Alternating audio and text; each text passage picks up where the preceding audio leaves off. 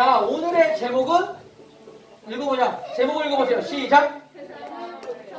어디를 고쳐달라고? 지난주는 뭐였을까? 지난주의 제목은 기억이 나는 사람? 교회였나? 기억이 안 나나? 지난주는 뭘 고쳐달라고 그랬냐? 교회. 어? 그 전에는? 어? 지난주가 뭐였는데? 지난주가 나를이었어? 교회 아니야? 교회인 것 같은데? 그 전주는? 그때가 난 것 같은데? 그래가지고 그때 베데스다 연못 나왔을 때가 나를 고쳐주세요. 지난주에 이제 교회 얘기했잖아. 교회가 하나님의 집이고 기도하는 곳이고 잘 살아야 되는데 잘 못 살아가지고 막 뉴스에 나오고 이런 얘기 했잖아. 좋아요. 기억이 하나도 안 날 수 있어. 어쨌든 우리가 지금 고쳐주세요 시리즈로 처음에 나를 고쳐주세요. 하나님, 내가 하나님 닮은 사람이 되게 해주세요. 뭐 이런 식의 설교를 했고, 두 번째, 교회를 고쳐주세요. 우리가 모여있는, 그러니까 너희들 한 사람 한 사람이 교회라고 했잖아. 너희들이 모인 이 교회, 여기가 정말 하나님 보시기에 아름다운 교회를 세워질 수 있게 해달라고. 자, 그런 말씀을 나눴는데 오늘은 세상입니다. 세상. 우리가 살고 있는 이 세상. 그런데 이 세상도 고침이 필요해. 무슨 말이냐? 망가져 있어. 망가져 있어. 우리가 살고 있는 세상도 망가져 있기에 이 세상을 고쳐야 된다. 자, 그럼 세상이 뭐냐? 요거부터 한번 살펴보겠습니다. 야, 세상이라고 하면 뭘 말할까? 뭐가 세상이야? 하나님이 창조하신 곳. 또 세상이 뭐야? 얘들아, 뭘 세상이라 그래? 어머나 세상에. 뭐 이런 얘기도 하잖아. 우리 교회 나오는 사람 막 세상 사람들 뭐 이렇게도 얘기하고. 세상이 뭐야 도대체? 그냥 생각나는 데가 없어요? 뭘 세상이라고 할까? 그냥 우리가 사는 곳. 뭐 이 정도 얘기하면 되겠어. 우리가 사는 세상 이런 얘기 하잖아. 맞죠? 우리의 삶의 터전 이런 곳을 세상이라고 할 수 있는데 참 다른 여러 가지의 의미로 세상을 쓰고 있어요. 우리는 사회, 공동체, 우리가 살고 있는 삶의 터전 뭐 이런 것도 세상이고 교회에서 말하는 세상은 교회가 아닌 교회 밖의 모든 모습들을 세상이라고도 하고 있습니다. 그런데 교회에서 말하는 세상은 보통 우리가 사는 우리의 세상 뭐 이런 거랑 좀 의미가 달라. 세상 사람들이라고 구분지기 때문에 우리는 교회 안에서 하나님을 닮아서 사는 사람, 하나님의 사람을 말할 때 성도라고 하고 그 성도의 반대말로 하나님을 알지 못하는 사람, 세상 사람 이렇게도 얘기를 합니다. 자, 뭐 세상은 여러 가지 의미라고 했어. 야, 그럼 이 세상이 어떻게 생겼을까? 그것부터 한번 얘기해보자. 이 세상이 어떻게 생겼을까? 동글. 어? 동글. 야, 어쨌든 없는 게 생겼잖아. 여기 없는 게 생겼잖아. 니네가 밟고 있는 지구든 우주든 뭐 블랙홀이든 뭐든 어쨌든 없는 것이 생겼잖아. 어떻게 생겼을까? 어? 둥글게 생겼다. 맞지? 그 모양을 의미하고 발생 원인 어떻게 생겼느냐? 그 발생 원인에 대해서는 결국은 두 가지밖에 없는 것 같아. 야, 없는 거니까 누가 만들었다. 없던 걸 누가 만들었다. 하나. 또 하나는 어쩌다 보니 생겼다. 요거 두 개. 자, 그래서 없는 물건이 생겼다라고 할 때는 누군가가 만들었다라고 하는 창조주가 있다라는 의미와 또 하나는 이게 어쩌다 보니 저절로 생겨졌다라고 하는 우연이라고 하는 요소 두 가지가 있습니다. 그래서 우리는 여기에서 그러면 어떤 것을 보고 어떤 것을 믿고 살아야 되느냐 요걸 얘기하는 거예요. 학교에 가면 조금 다른 걸 얘기할 겁니다. 학교 가면 창조론이 있고 진화론이 있고까지도 얘기 안 해. 맞지? 진화론에 대해서 얘기해. 희한해. 이게 론이 붙으면요. 이 뒤에 여기 지금 목사님 창조 진화만 써놨는데 뒤에 론이라는 말을 붙여서 창조론, 진화론이라고 하면 이건 뭐냐면 하나의 과학적 입장이라고 볼 수 있어요. 하나의 이론이 되는 거야. 근데 창조론도 하나의 이론이고 진화론도 하나의 이론이다라고 사람들은 말은 하는데 정작 창조론이라고는 말 안 해. 그러니까 그건 교회 가서나 찾아라. 그거는 뭐 이론이고 자시고가 아니다. 자기들은 창조론과 진화론이라고 말을 하면서도 창조에 대해서는 교회 나가서 찾아라 라고 얘기를 한다고. 자, 그런 것만 봐도 좀 약간 앞뒤가 안 맞는 말이긴 한데 일단은 성경에서는 이 세상이 어떻게 생겼다라고 말하느냐. 창세기 1장 1절을 보면 나옵니다. 너희들이 다 외우는 거야. 이거 못 외우는 사람이 없죠? 이거 너무 쉬워가지고. 성경책을 펴자마자 접하는 곳이 바로 창세기 1장 1절 아니에요? 뭐라고 써있니? 태초에 하나님이 천지를 창조하시니라. 이게 네 마디로 이루어져 있는데 뭐 하나도 뺄 게 없어. 야, 요거는 진짜 뭐 하나도 뺄 게 없는 아주 완벽한 문장.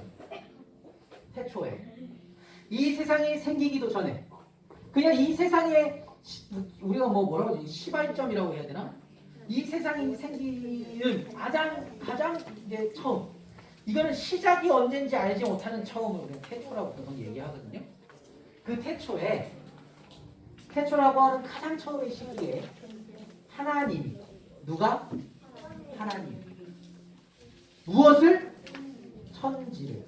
천지라는 말은 하늘과 땅인데 여기서 말하는 하늘과 땅은 그냥 모든 것들을 얘기해. 여기에는 자연의 법칙들도 포함해. 그냥 땅만 만들고 하늘만 만든 게 아니라 이 땅과 하늘 그리고 이 땅과 하늘이 움직여지는 자연의 원리들. 동물들 먹이사슬 같은 것도 그래요. 동물들이 누구는 알을 낳고 누구는 새끼를 낳고 이런 것들 있죠. 요런 이 모든 자연의 섭리들, 자연의 원리들, 법칙들을 다 포함한 것이 천지라는 단어입니다.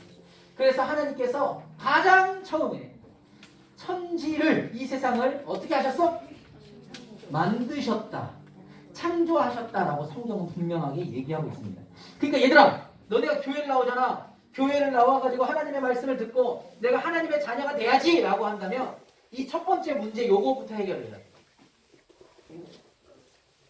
야, 이 세상은 어떻게 생겼느냐? 저절로 생겼어요. 이렇게 말할 수가 없다는 거죠. 대신 요즘에는 조금씩 바뀐다. 사람이다 보니까 이 이론이 조금씩 수정이 됩니다. 그래서 처음에는 누가 창조론이라고만 했다가 이것이 이제 요즘에는 창조론이 수정 창조론이 생겨. 그래서 어떻게 되냐면 창조는 하셨는데 그게 지금의 모습은 아니야.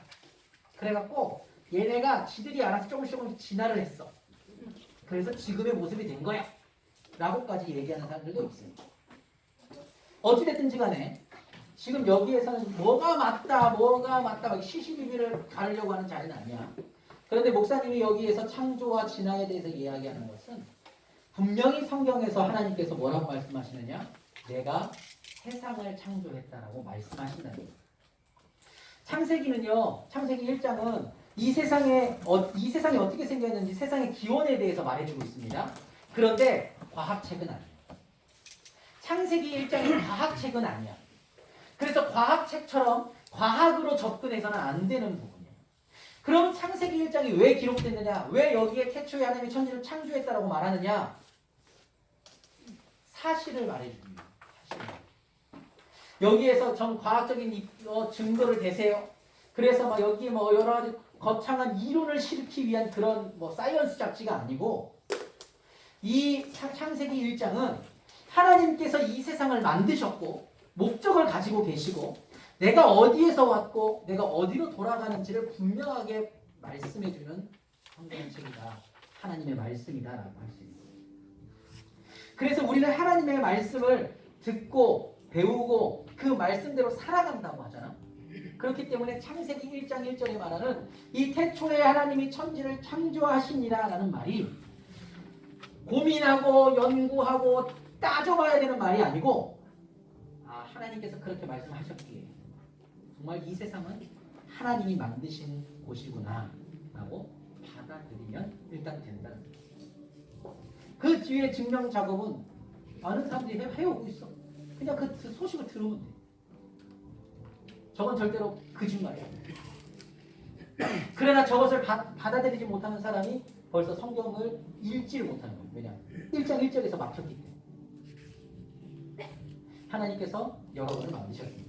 근데 거꾸로 말해볼까? 진화론이라든지 이제 진화론을 하다 보면 이제 빅뱅이 나와요. 빅뱅에 대해서 배웠겠지만 얘들아. 빅뱅은 목적이 없습니다. 목적이. 빅뱅 이론에는요 목적이 없어요. 우리가 몰라. 근데 어느 날 갑자기 터졌어. 그래갖고 여러 가지 유기물들과 이게 가스들과 이런 것들이 뭉치기 시작해갖고 지금의 우주를 만들었고 그 지구의 원시 지구에서도 바다에서부터 또 생명이 나타나가지고 거기서 오물조물 모여가지고는 갑자기 거기서 조금 더 단세포가 다세포가 되고 조금씩 커졌다 이거야. 결국 너네가 됐다는 거거든. 그 말은 있잖아. 어쩌다 생겨난 너희들은 목적이 없는 삶을 살게 된다는 뜻이야. 너 왜 살고 있냐? 라고 물어봤을 때 그러게요. 그냥 태어났어요. 그냥. 어쩌다 보니 생겼습니다. 이렇게 말하는 거랑 마찬가지거든요. 근데 성경 창세기 1장 1절에서 뭐라고 하느냐면 하나님께서 여러분을 만드셨다는 거예요. 그리고 하나님께서 여러분에 대한 계획이 있으시다는 거예요. 그러니까 막 살고 대충 살지 말라 이것까지 얘기하는 게 창세기예요. 창세기. 여러분 하나님께서는요 여러분을요 목적을 가지고 만드셨어요. 그리고 그 하나님께서 만드신 이유가 사실은 구체적으로 얘기해주면 하나님을 예배하고 찬양하는 자가 되라고 만드신 거예요. 그게 창조의 목적이다. 근데 하나님께서 세상을 만드셨을 때 상태가 어땠을까? 처음에 하나님께서 이 세상을 만드셨을 때 너네들 만드셨을 때 해와 달과 별들과 이 세상의 모든 것들을 만들었을 때 그 상태가 어땠을까? 선하다 돼 있죠? 퍼펙트했어요. 하나님이 지으신 그 모든 것을 보시기에 심히 좋았더라. 저녁이 되고 아침이 되니 이는 6째 날입니다. 하나님께서 6째 날까지 창조 사역을 사실 마무리하시고 7째 날에 안식하심으로써 7일의 그 천지 창조 기간이 끝나게 되는데요. 하나님께서 이 세상 만물을 6째 날까지 만드시고 다 만들고 나서 평가하셨는데 뭐라고 평가하셨냐면 심히 좋았다. 완전 좋아. 최고야. 라고 얘기를 하셨어요. 근데 너네들한테 좀 어려운 말을 하나 써줄 건데 여기에 좋았다. 심히 좋았다. 라고 했을 때 여기에 단어가 그 이제 원어는 이게 헬라어로 써 있거든. 히브리어로 써 있어. 구약은. 그 히브리어에 좋았다라고 하는 단어가 토브라고 하는 단어가 있어. 토브. 뭐라 그래? 토브라고 하는 단어도 있는데 이 단어의 또 다른 뜻이 뭐냐면 선하다라는 뜻을 가지고 있어. 그러니까 하나님이 볼 때 심히 좋았다는 말은 하나님이 볼 때 선했다는 거야. 그러니까 이 세상 만물이 딱 만들었을 때 선한 상태. 나쁜 상태가 아니고 악한 상태가 아니고 선한 상태였다. 하나님께서 말씀하셨다니까. 근데 왜 선한 상태였을까? 쉬워. 하나님이 선하시니까. 하나님은 선한 분이거든. 하나님은 악한 분이 아니야. 하나님은 선하신 하나님이야. 그러니까 그 하나님이 만들었기 때문에 이 세상 만물이 선한 존재가 된 거지. 목사님이 이렇게 얘기하는 이 모든 것들이 주보의 문제로 나가고 있어요. 그러니까 지금 들으시면서 문제를 푸시면 아주 좋을 겁니다. 네? 자, 그래. 어쨌든. 자, 하나님께서 이 세상을 만드실 때 이 세상은 선했다. 하나님을 닮아서. 근데 문제가 하나 생겨요. 지금 우리가 보고 있는 이 세상은 선한 것 같냐, 악한 것 같냐? 너네가 볼 때, 세상을 그냥 볼 때. 야, 세상을 보면 뭐 완벽해? 다 좋아? 목사님 이 세상을 보면 뭐 좋은 게 하나 뭐 몇 개 없는 것 같아. 사건 사고도 많고 자연재해도 많이 일어나.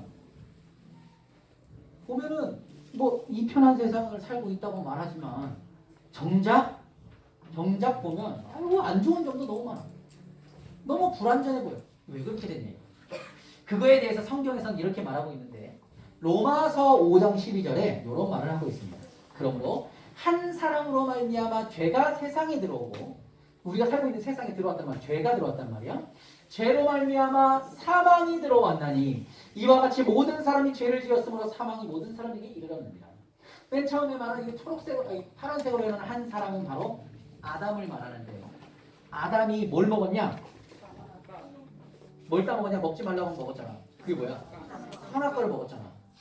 먹지 말라는 걸 먹었다는 것 자체가 죄인데 불순종이라고 하는 죄거든. 이 아담이 불순종을 해가지고 먹다 보니까 죄가 이 세상에 들어오게 된 거예요. 아담은 인류의 대표격이거든. 그래가지고 이 모든 인류가 이 세상이 이제 악한 세상이 돼버린 거죠. 죄로 인해서. 근데 죄의 값은 또 뭐라 그러냐? 죄를 지으면 어떻게 해야 된다고? 죽어야 되는데 사망에 이른대. 그게 지금 우리가 살고 있는 이 세상의 상태입니다. 그러니까 처음에 하나님께서는 이 세상을 만드실 때 완벽하게 가장 좋게 보기에 아름답게 선하게 만드셨는데 이 말을 안 들어. 말을 그렇게 그냥 하지 말라는 거 해가지고 그냥 불순종해갖고 죄를 지으니까 이 세상이 삐그덕거리기 시작합니다. 이 세상이 조금씩 죄로 인해서 망가져가고 불완전해가고 이 세상을 바라보니까 좋은 모습이 사라지기 시작합니다. 그걸 성경에서 얘기하고 있습니다. 근데 오늘 하는 주제가 사실 되게 중요한 주제예요. 이게. 성경 전체를 다루는 주제여가지고 잘 들어. 자, 그래서 이 세상이 망가져 버렸어. 근데 이 세상이 망가졌는데 하나님이 볼 때 그냥 마냥 버려두느냐? 또 그렇지 않다는 거야. 하나님께서는 너희들을 만드셨다 그랬잖아. 창조하셨다 그랬잖아. 너희들을 사랑하시기에 창조하셨거든. 근데 그 사랑하는 존재들이 망가진 세상에서 사는 게 보기 좋지 않은 거지. 심지어 너희들이 죄로 인해서 죽을 수밖에 없다고 하니까 하나님이 거기에서 스톱해서 멈춘 것이 아니라 죽으려면 죽어라 이것이 아니라 그 다음의 계획을 계획하시고 있어요. 그것이 뭐냐면 예수님을 십자가에 달려 죽게. 아담이 죄를 지어서 이 세상 가운데 죄가 들어가고 세상이 망가져 버렸다고 말했습니다. 그런데 그 세상을 회복시키기 위해서 이 세상이 다시금 처음 하나님이 만드셨던 그 세상의 초기 모습으로 돌리기 위해서 하나님이 해야 하는 일이 있었어요. 사람은 더 이상 할 수가 없어. 사람은 망가져 버렸습니다.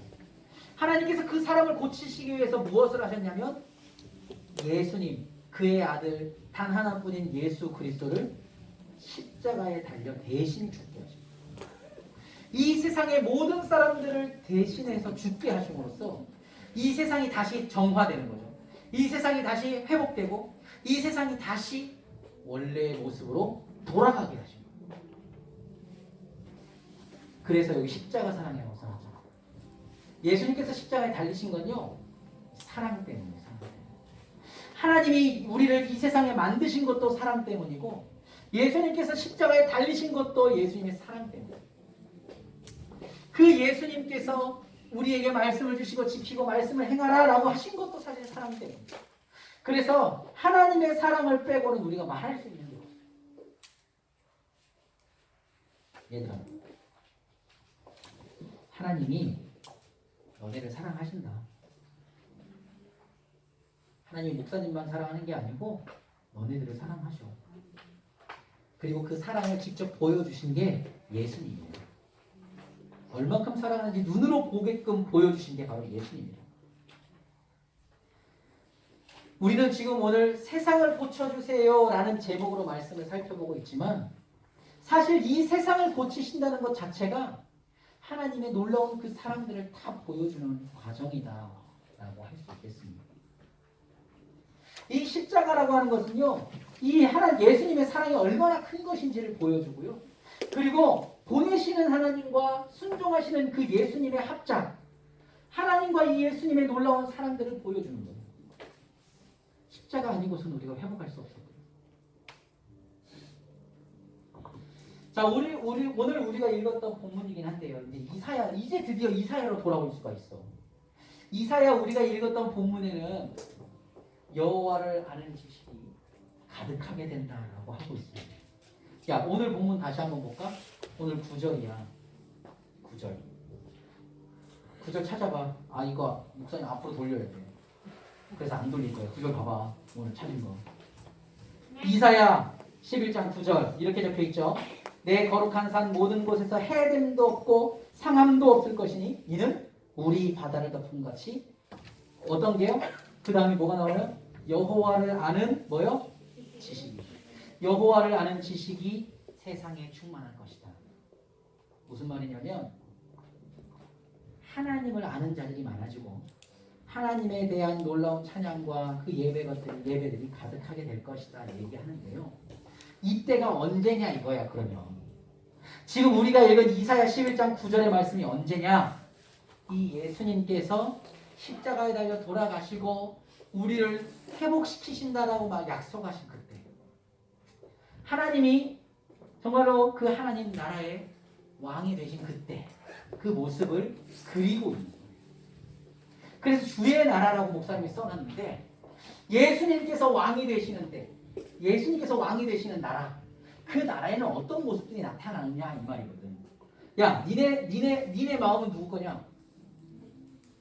보통 야 내 마음은 누구 거야? 내 거라고 하잖아. 우리 보통 내 마음대로인데 뭐 내 마음은 내 거지 뭐 그렇게 하잖아. 근데 좀 정확하게 따지면 내 마음은 하나님 거예요. 내 마음이 하나님 거고 내 것도 하나님 거고 하나님 것도 하나님 거고 어이씨 억울하다. 그렇게 없어. 하나님이 다 주셨기 때문에. 그래서 내 마음이 하나님의 것이 되는 그때 나에게도 하나님께서 역사하시는 그때 어떤 일들이 일어나느냐? 이사야 오늘 본문에 읽었던 11장 9절 여호와를 아는 지식이 가득하게 되는 거야. 그리고 그 뒤에는 뭐라고 나오냐면 니네가 이사야 그 뒷부분을 봐봐. 그러면 어떤 일들이 일어나냐면 맹수와 아기가 함께 노는 그런 평화의 나라가 그려지고 있습니다. 아이가 독사굴에 손을 넣고 막 헤집어도 독사가 안 물어. 막 호랑이하고 곰하고 막 이렇게 막 그냥 레슬링하면서 놀아. 그럴 수 있는 세상이 그려진다. 이게 무슨 의미냐면 실제로 가서 곰이랑 레슬링하고 막 놀고 이런다는 개념보다는 하나님이 왕 되시는 그곳에는 서로가 시기하고 질투하고 이 먹이사슬처럼 서로가 잡아먹어야 하는 양육 방식의 세계가 아니라 서로가 더불어서 사랑을 나누고 교제하는 평화의 나라다라는 걸 보여주는 거예요. 지금은 내 옆에 친구를 밟아야 내가 1등이 되잖아. 학교에 1등은 하나밖에 없잖아. 맞죠? 그러나 하나님 나라에서는 그 순위가 없어요.